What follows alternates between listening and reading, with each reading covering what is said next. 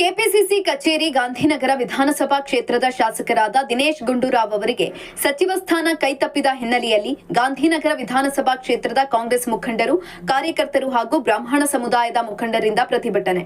ಗಾಂಧಿನಗರ ವಿಧಾನಸಭಾ ಕ್ಷೇತ್ರದ ಗ್ಯಾರಂಟಿ ಯೋಜನೆಗಳ ಅನುಷ್ಠಾನ ಸಮಿತಿ ಅಧ್ಯಕ್ಷರಾದ ಉಮೇಶ್, ಕಾಟನ್ಪೇಟೆ ಬ್ಲಾಕ್ ಕಾಂಗ್ರೆಸ್ ಸಮಿತಿ ಅಧ್ಯಕ್ಷರಾದ ಶ್ರೀನಿವಾಸ್, ಗಾಂಧಿನಗರ ಬ್ಲಾಕ್ ಕಾಂಗ್ರೆಸ್ ಸಮಿತಿ ಅಧ್ಯಕ್ಷ ಶರವಣನ್, ಮಾಜಿ ಬಿಬಿಎಂಪಿ ಸದಸ್ಯರುಗಳಾದ ಸತ್ಯನಾರಾಯಣ್, ಮಲ್ಲೇಶ್, ಕ್ವೀನ್ ಎಲಿಜಬೆತ್, ಕಾಂಗ್ರೆಸ್ ಪಕ್ಷದ ಮುಖಂಡರುಗಳಾದ ನವೀನ್ ಕುಮಾರ್ ರಾಥೋಡ್, ರಾಜ್ ಕಾರ್ತಿಕ್, ಗಾಂಧಿನಗರ ವಿಧಾನಸಭಾ ಕ್ಷೇತ್ರದ ಯುವ ಕಾಂಗ್ರೆಸ್ ಸಮಿತಿ ಅಧ್ಯಕ್ಷ ಹರೀಶ್ ವಿ ಮತ್ತು ಅಖಿಲ ಕರ್ನಾಟಕ ಹಿಂದೂ ದೇವಾಲಯಗಳ ಅರ್ಚಕರ ಅಗಮಿಕರ ಉಪಾಧೀಂತರ ಒಕ್ಕೂಟ ಮುಖ್ಯ ಪ್ರಧಾನ ಕಾರ್ಯದರ್ಶಿ ಡಾಕ್ಟರ್ ಕೆಎಸ್ಎನ್ ದೀಕ್ಷಿತ್, ಚಿಕ್ಕಬಳ್ಳಾಪುರ ಬ್ರಾಹ್ಮಣ ಮಹಾಸಭಾ ಜಿಲ್ಲಾ ಪ್ರತಿನಿಧಿ ಪಿಆರ್ ಪ್ರಕಾಶ್, ವಿಪ್ರ ಮುಖಂಡರುಗಳಾದ ಎಲ್ ಜಯಸಿಂಹ, ಭಾರದ್ವಾಜ್, ನಾಗಭೂಷಣ್ ರಾವ್ ಕೆ ಮತ್ತು ನೂರಾರು ಜನರು ಪ್ರತಿಭಟನೆಯಲ್ಲಿ ಭಾಗವಹಿಸಿದ್ರು. ರಾಜ್ಯದಲ್ಲಿ ಬ್ರಾಹ್ಮಣ ಸಮುದಾಯ ಅಂದಾಜು 25 ರಿಂದ 30 ಲಕ್ಷದಷ್ಟು ಜನಸಂಖ್ಯೆ ಇದೆ. ವಿಧಾನಸಭೆಯಲ್ಲಿ ಯಾವುದೇ ಸರ್ಕಾರ ಆಡಳಿತಕ್ಕೆ ಬಂದರೂ ಬ್ರಾಹ್ಮಣ ಸಮುದಾಯದವರಿಗೆ ಸಚಿವ ಸ್ಥಾನ ಸಿಗುತ್ತಿತ್ತು. ಆದರೆ ಮೊದಲ ಬಾರಿಗೆ ಬ್ರಾಹ್ಮಣ ಸಮುದಾಯದವರಿಗೆ ಸಚಿವ ಸ್ಥಾನ ಸಿಗದಿರುವುದು ಆಕ್ರೋಶಕ್ಕೆ ಕಾರಣವಾಗಿದೆ. ಗಾಂಧಿನಗರ ವಿಧಾನಸಭಾ ಕ್ಷೇತ್ರದ ಶಾಸಕರಾದ ದಿನೇಶ್ ಗುಂಡೂರಾವ್ 6 ಬಾರಿ ಶಾಸಕರಾಗಿ, ಕೆಪಿಸಿಸಿ ಅಧ್ಯಕ್ಷರಾಗಿ ಮತ್ತು 2 ಬಾರಿ ಸಚಿವರಾಗಿ ಕಳೆದ 45 ವರ್ಷಗಳಿಂದಲೂ ಕಾಂಗ್ರೆಸ್ ಪಕ್ಷಕ್ಕೆ ಗುಂಡೂರಾವ್ ಅವರವರ ಕುಟುಂಬ ನಿಷ್ಠೆ ತೋರಿದೆ. ಸರಳ ಸಜ್ಜನ ರಾಜಕಾರಣಿ, ಎಲ್ಲಾ ಧರ್ಮ ಜಾತಿಯ ಜನರ ಜೊತೆಯಲ್ಲಿ ಉತ್ತಮ ಬಾಂಧವ್ಯ ಹಾಗೂ ಪಕ್ಷ ಸಂಘಟನೆಯಲ್ಲಿ ಉತ್ತಮ ಸಂಘಟಕರಾಗಿ ರಾಜ್ಯದಲ್ಲಿ ಉತ್ತಮ ಹೆಸರು ಗಳಿಸಿರುವ ದಿನೇಶ್ ಗುಂಡೂರಾವ್ ಅವರಿಗೆ ಸಚಿವ ಸ್ಥಾನ ಸಿಗದಿರುವುದು ಅಸಂಖ್ಯಾತ ಕಾರ್ಯಕರ್ತರು, ಸಾರ್ವಜನಿಕರು ಮತ್ತು ಬ್ರಾಹ್ಮಣ ಸಮುದಾಯದ ಜನರಿಗೆ ಬಹಳ ನೋವುಂಟಾಗಿದೆ. ಸಾಮಾಜಿಕ ನ್ಯಾಯ ಎನ್ನುವ ಪಕ್ಷ ಬ್ರಾಹ್ಮಣ ಸಮುದಾಯಕ್ಕೆ ಅನ್ಯಾಯ ಮಾಡಿದೆ. ಬ್ರಾಹ್ಮಣ ಸಮುದಾಯಕ್ಕೆ ಅನ್ಯಾಯ ಮಾಡಿದ್ರೆ ದೇಶದಾದ್ಯಂತ ಇರುವ ಬ್ರಾಹ್ಮಣ ಮತದಾರರು ಕಾಂಗ್ರೆಸ್ ಪಕ್ಷದ ವಿರುದ್ಧ ತಿರುಗಿ ಬೀಳುವ ಸಾಧ್ಯತೆ ಇದೆ. ಅನ್ಯಾಯ ಸರಿಪಡಿಸಿ ಬ್ರಾಹ್ಮಣ ಸಮುದಾಯದ ದಿನೇಶ್ ಗುಂಡೂರಾವ್ ಅವರಿಗೆ ನ್ಯಾಯ ಒದಗಿಸಬೇಕು ಅಂತ ಆಗ್ರಹಿಸಿದ್ರು. ಗಾಂಧಿನಗರ ವಿಧಾನಸಭಾ ಕ್ಷೇತ್ರದ ಕಾಂಗ್ರೆಸ್ ಪಕ್ಷದಿಂದ ಕೆಪಿಸಿಸಿ ಅಧ್ಯಕ್ಷರಾದ ಬಿಕೆ ಹರಿಪ್ರಸಾದ್ ರವರಿಗೆ ಮನವಿ ಪತ್ರ ಸಲ್ಲಿಸಿದ್ರು. ನಿಮ್ಮ ಮನವಿ ಪತ್ರವನ್ನ ರಾಹುಲ್ ಗಾಂಧಿ, ಎಐಸಿಸಿ ಅಧ್ಯಕ್ಷರಾದ ಮಲ್ಲಿಕಾರ್ಜುನ್ ಖರ್ಗೆ, ಉಸ್ತುವಾರಿ ವೇಣುಗೋಪಾಲ್ ರವರಿಗೆ ನಿಮ್ಮ ಮನವಿ ಪತ್ರ ತಲುಪಿಸುತ್ತೇವೆ ಅಂತ ಬಿಕೆ ಹರಿಪ್ರಸಾದ್ ರವರು ತಿಳಿಸಿದ್ದಾರೆ. ನಾವೆಲ್ಲ ಅವ್ರ ತಂದೆ ಜೊತೆ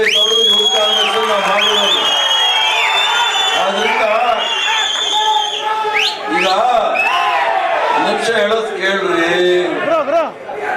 ಅವ್ರಿಗೆ ಅನ್ಯಾಯ ಆಗಿದೆ, ನ್ಯಾಯ ಆಗಿದೆ, ಏನಾಗಿದೆ ಅದನ್ನ ನೀವೆಲ್ಲ ಹೇಳಿರೋದನ್ನ ನಾನು ರಾಹುಲ್ ಗಾಂಧಿ ಅವ್ರ ಗಮನಕ್ಕೆ ತರ್ತೀನಿ. ಅವ್ರು ಏನ್ ತೀರ್ಮಾನ ತಗೊಳ್ತಾರೆ ಅದನ್ನು ಸಹ ನಿಮ್ಗೆ ಹೇಳ್ತೀನಿ. ನಮ್ಮಲ್ಲಿ ಇರೋದು 140 ಶಾಸಕರಿದ್ದಾರೆ. 140 ಶಾಸಕರಲ್ಲಿ ನಾವು ಮಂತ್ರಿ ಮಾಡೋಕ್ಕಾಗೋದು 34 ಜನಕ್ಕೆ ಮಾತ್ರ. ಅವಕಾಶಗಳು ಎಲ್ರಿಗೂ ಸಿಗೋದಿಲ್ಲ. ನಾನು 53 ವರ್ಷದಿಂದ ಈ ಪಾರ್ಟಿನಲ್ಲಿದ್ದೀನಿ. ಸೋನಿಯಾ ಗಾಂಧಿ ಅವರು ನಮ್ಗೆಲ್ಲ ಅಧಿಕಾರಕ್ಕೆ ತಂದುಕೊಟ್ಟು ಅವ್ರು ಪ್ರಧಾನಮಂತ್ರಿ ಆದ್ರ ಆಯ್ತು, ಅದನ್ನೆಲ್ಲ ಆಮೇಲೆ ನೋಡೋಣ. ನಾನು 53 ವರ್ಷದಿಂದ ಇದ್ದೀನಿ. ಪಕ್ಷ ಬಹಳ ಮುಖ್ಯ. ನಿಮ್ಮ ಅನಿಸಿಕೆಗಳನ್ನ ನಾನು ಕೇಳಿದ್ದೀನಿ. ಯಾರ ಬಗ್ಗೆನೂ ನೀವು ಧಿಕ್ಕಾರ ಹಾಕೋಗಿಲ್ಲ. ನಿಮ್ಮ ಬೇಡಿಕೆಯನ್ನ ನೀವು ಕೇಳಿ, ನಾನು ಒಪ್ಕೊಳ್ತೀನಿ.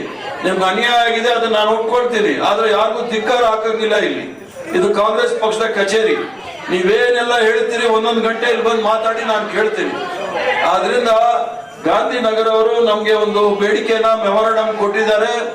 ಅದನ್ನ ನಾನು ಇವತ್ತು ಸಾಯಂಕಾಲನೇ ರಾಹುಲ್ ಗಾಂಧಿ ಅವ್ರಿಗೂ ಕಳ್ಸಿಕೊಡ್ತೀನಿ, ಕೆ.ಸಿ. ವೇಣುಗೋಪಾಲ್ ಅವ್ರಿಗೆ ಕಳಿಸ್ತೀನಿ, ಮತ್ತೆ ನಮ್ಮ ಅಧ್ಯಕ್ಷರಾದ ಮಲ್ಲಿಕಾರ್ಜುನ್ ಖರ್ಗೆ ಸಾಹೇಬ್ರಿಗೂ ಹೇಳಿ ಕಳಿಸ್ತೀನಿ. ಅವ್ರು ಹೇಳಿದಿನ ನಾನು ಪುನಃ ದಿನೇಶ್ ಗುಂಡೂರಾವ್ಗೆ ಮಾತಾಡ್ತೀನಿ. ದಿನೇಶ್ ಗುಂಡೂರಾವ್ ನಾನು ರಾಜಕೀಯಕ್ಕೆ ಬಂದಾಗ ಅವ್ರ ತಂದೆ ಜೊತೆಗೆ ಇನ್ನೂ ಅವರು 6 ತಿಂಗಳ ಮಗು. ಆದ್ರಿಂದ ನನಗೆ ಇವೆಲ್ಲ ಹೇಳ್ಬೇಡಿ, ನನಗೆಲ್ಲರದು ಗೊತ್ತಿದೆ. ನೀವು ಬಂದಿದ್ದೀರಿ, ಬಹಳ ಸ್ವಾಗತ. ಕಾಂಗ್ರೆಸ್ ಪಕ್ಷದ ಕಚೇರಿಗೆ ಬಂದಿದ್ದೀರಿ, ನಮ್ಮ ಬೇಡಿಕೆಗಳನ್ನ ಇಟ್ಟಿದ್ದೀರಿ. ನಿಮ್ಗೆ ಒಳ್ಳೇದಾಗಲಿ. ಅವ್ರನ್ನೆಲ್ಲ ಕರ್ಕೊಂಡು ನೀವು ಮನೆಗೆ ಹೋಗಿ ನಾನು ಆಮೇಲೆ ಮಾತಾಡ್ತೀನಿ. ಆಯ್ತು, ಧನ್ಯವಾದ.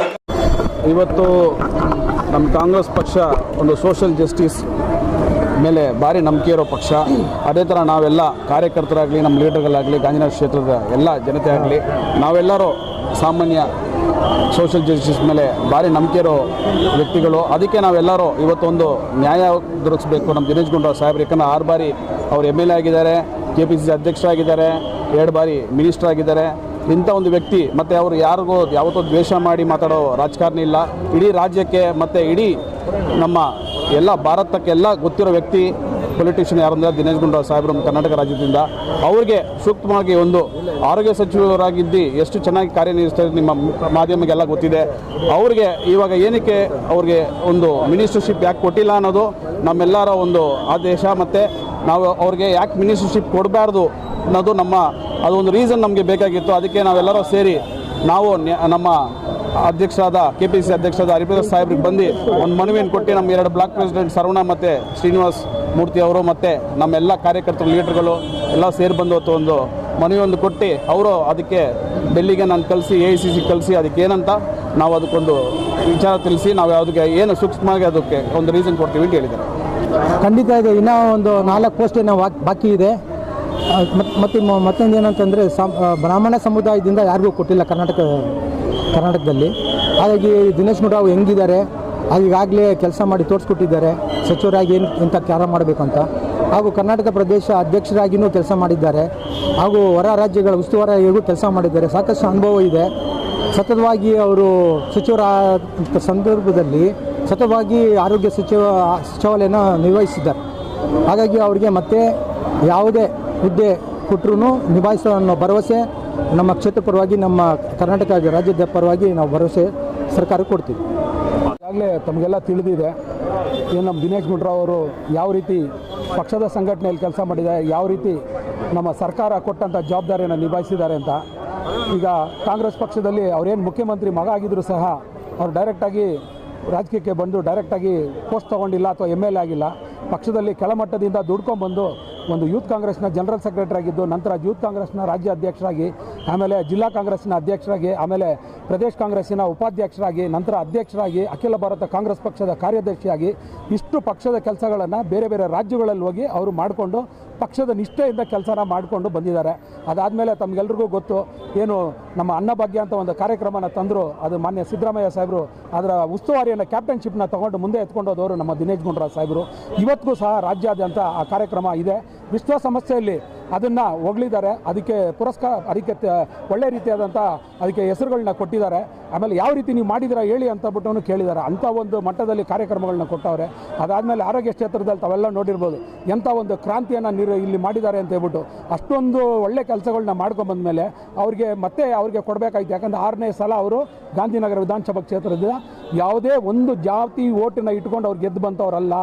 ಅಲ್ಲಿ ಮಿನಿ ಇಂಡಿಯಾ ಇರ್ತಕ್ಕಂಥದ್ದು, ಯಾವುದೇ ಒಂದು ಬೆಂಬಲ ಇಲ್ಲ, ಹಲವಾರು ಜನರ ಬೆಂಬಲ ಇದ್ದು ಇವತ್ತು ದಿನೇಶ್ ಗುಂಡೂರಾವ್ ಅವರು ಇವತ್ತು ಶಾಸಕರಾಗಿ 6ನೇ ಬಾರಿ ಗೆದ್ಕೊಂಡು ಬಂದಿದ್ದಾರೆ. ಅಂಥವ್ರನ್ನ ಇವತ್ತು ನಾವು ಕೈ ಬಿಟ್ಟಿದ್ದೀವಿ ಅಂದರೆ ಏನು ಸಂದೇಶನ ಕೊಡ್ತಾ ಇದ್ದೀವಿ? ಯಾವುದಾದ್ರು ಒಂದು ಮಾನದಂಡ ಇರಬೇಕು. ನಾನು ಹೇಳೋದು ಹಳಬ್ರಿಗೆ ಯಾರಿಗೂ ಕೊಟ್ಟಿಲ್ವಾ, ಆಯಿತು ನಮಗೂ ಕೊಟ್ಟಿಲ್ಲ, ಸಮಾಧಾನ ಪಡ್ಕೋತೀವಿ. ಈ ವಿಷಯಕ್ಕೆ ಕೊಟ್ಟಿಲ್ಲಪ್ಪ ನಿಮಗೆ ಅಂತ ಹೇಳ್ಬಿಟ್ಟು ಕಾರಣ ಹೇಳಿ. ಹಂಗಲ್ವಲ್ಲ, ಹಳಬ್ರಿಗೂ ಕೊಟ್ಟಿದ್ದೀರಾ, ಹೊಸಬ್ರಿಗೂ ಕೊಟ್ಟಿದ್ದೀರಾ, ಮತ್ತು ಇಂಥವ್ರಿಗೆ ಎಮಿನೆಂಟ್ ಆಗಿರೋರಿಗೆ ಯಾಕೆ ಬಿಟ್ಟಿದ್ದೀರಾ? ಅದೇ ನಮ್ಮ ಪ್ರಶ್ನೆ ಇರೋದು. ನಮಗೆ ನೋಡಿ, ಅದಕ್ಕೋಸ್ಕರನೇ ಇವತ್ತು ನಾವು ಬಂದಿರೋದು. ನಾವು ಬೀದಿಗಿಳಿಯೋರು ಅಲ್ಲ. ಯಾಕಂದರೆ ಅವರು ಆ ಪ್ರವೃತ್ತಿಯನ್ನು ನಮ್ಗೆ ಕಳಿಸ್ಕೊಟ್ಟಿಲ್ಲ ದಿನೇಶ್ ಗುಂಡೂರಾವ್ ಅವರು ಶಾಂತಿ ಪ್ರಿಯರು. ಅವರು ಮಹಾತ್ಮ ಗಾಂಧಿಯನ್ನು, ಅಂಬೇಡ್ಕರ್ ಅವ್ರನ್ನ ಫಾಲೋ ಮಾಡ್ಕೊಂಡು ಬಂದಿರತಕ್ಕಂಥವ್ರು. ಇವತ್ತು ಅದೇ ಶಾಂತಿ ರೀತಿಯಲ್ಲಿ ಪ್ರತಿಭಟನೆಯನ್ನು ಮಾಡಿದ್ದೀವಿ. ಪಕ್ಷದ ಅಧ್ಯಕ್ಷರಿಗೆ ನಮ್ಮ ಮನವಿಯನ್ನು ಸಹ ನಾವು ಸಲ್ಲಿಸಿದ್ದೀವಿ. ಅವರು ನಮಗೆ ಭರವಸೆ ಕೊಟ್ಟಿದ್ದಾರೆ. ಇವತ್ತು ರಾತ್ರಿ ಒಳಗಡೆ ಇದನ್ನು ಹೈಕಮಾಂಡ್ಗೆ ತಿಳಿಸಿ ಖಂಡಿತವಾಗ್ಲೂ ಒಳ್ಳೆ ಸಂದೇಶನ ಕೊಡ್ತೀನಿ ಅಂತ ಹೇಳಿದ್ದಾರೆ. ಇವತ್ತು ನಮ್ಮ ಭರವಸೆ ಇದೆ, ಪಕ್ಷಕ್ಕೂ ಒಳ್ಳೆಯದಾಗುತ್ತೆ, ಅವ್ರಿಗೆ ಕೊಟ್ಟರೆ ರಾಜ್ಯಕ್ಕೂ ಒಳ್ಳೆಯದಾಗುತ್ತೆ.